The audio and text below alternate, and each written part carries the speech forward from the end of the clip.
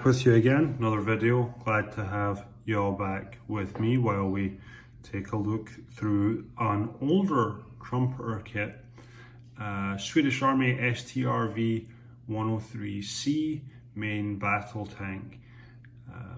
I'm guilty as charged. I bought this because I played it in World of Tanks and fell in love with it in the video game. So guilty as charged on that one, and it is an eBay special, which is why the box is a bit scuffed up. That being said, despite the box being scuffed, the inside box is fine, as are all of the frames, so that shouldn't cause us any worries there. So it's an S tank. It doesn't look like a main battle tank at all.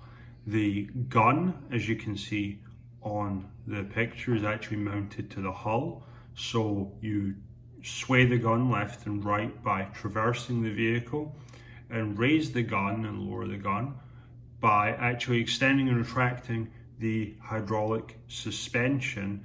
It allows you to get that gun elevation and gun depression.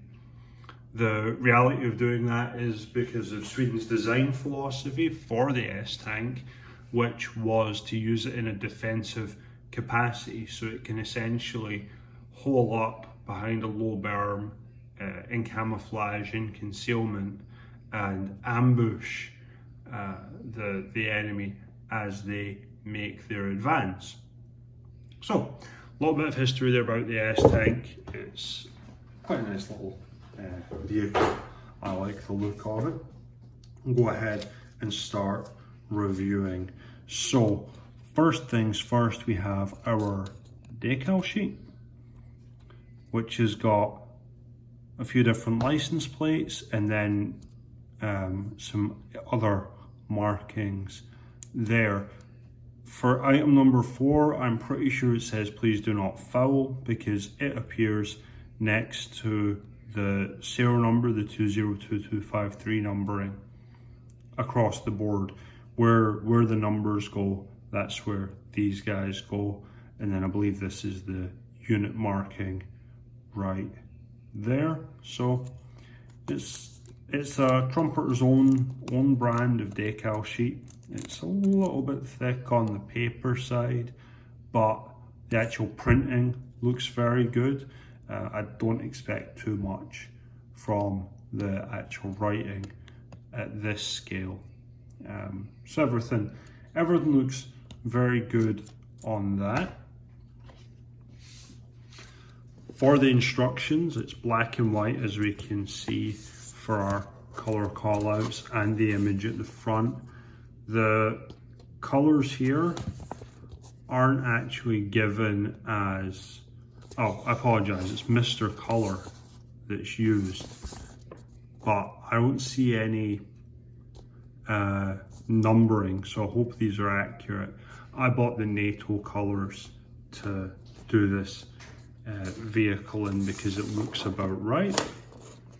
Then we've got a call out of our parts list. It's 253 individual parts, if I remember correctly, and then we get to building it. The Trumpeter decals, when they're laid out like this, I like them better than the Tamiya ones, which is maybe slightly controversial, but I just think because they break it down into a few more steps, that kind of makes it a bit easier for me to know where I'm at and know where I need to go and things of that nature. But as you can see, there's quite a lot of detail that goes to this vehicle as you build it up. It's got a bulldozer blade and things like that. And then eventually, as we come to the end, we can have the dozer blade extended, which is nice, with the use of an extra part. One criticism appears to be that you can only build the tank in what I would think would be called the travel position, where the hull is flat. We'll have a look at the suspension arms and see if they've got a lug on them. But it definitely looks like you can't really extend the arms to raise it up and whatnot, to put it into a diorama type setting. So here's the lower hull, and we can see for the suspension arms right here, they are fixed by a lug. So I'm not sure off the top of my head how you would do that. If I'm honest, even though I've watched a few videos about it, I'm not really sure how this tank works without snapping the track when it extends. I guess there's a decent amount of slack across the top of them between the drive sprocket and the return roller.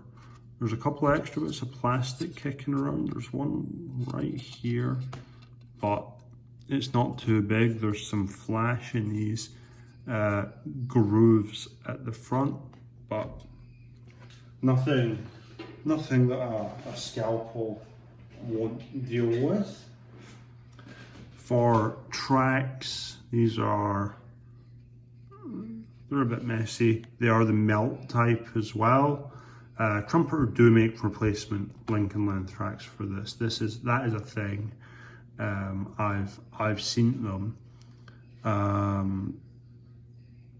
They look okay on the outside, but there's a lot of flash around like these sort of areas on the pins, as well as on some of the guide horns. They'll need cleaned up. It shouldn't be horrendous though. I wouldn't think it would be too bad. Then, oh jings, a lot of flash on these guys as well. And then we can see on the arms, they do have little pins right on the top of them, just there. So these, I'm going to call these the the idler wheels, sorry. There's a lot of flash around there. There's not too much of a mold line on the road wheels though, and they do have a little bit of texture to them, which is nice. So hopefully that's just kind of a one-off kind of deficiency on that part. That's not going to be a massive problem. We've got 3 shovels, there's 3 crew members, so if they're digging, if one of them's digging, then they're all digging. So that's fair enough. They don't have the clamps pre-mounted to them. So what have we got here? Got some ammo boxes, bits and pieces like that. These are the exhausts down on the bottom left here. I think these are parts for the sponsons as well as some hatches.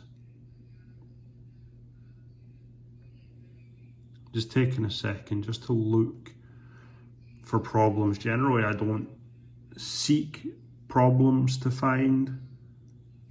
I only go with the glaringly obvious, like this guy down here has a bit of extra plastic. I mean, I think it's kind of been generally accepted that Trumpeter's earlier efforts were lacking finesse. They weren't bad kits necessarily. Their KV2 that I've got certainly wasn't a bad kit by my measure, but it did need a decent amount of cleaning to get it up to scratch. We've got the cans, these go over the road wheels on the sides. We've got some more hatches, and then see the drive sprockets look okay. Again, they're gonna need a clean, but, and it's right around here. It's not actually on part that you would generally be able to see. So I kind of want to say it's acceptable. If it was on something like a detail surface, like on the details here around the hatch, I would be much more inclined to say that that was an issue rather than something around here. So that's just my opinion on it. You know, it's not bad, it could be better so far. Then we've got the upper hull for its kind of a wedge shape there. This is the rear hatch right here. We've got another cupola, mud flaps, and that bulldozer blade, as well as a two-part gun barrel. It's not slide molded at all. What else have we got on this? Got the machine gun, which is electrically controlled from the inside, I believe. Oops, I apologize. Yeah, just some towing eyes and things like that.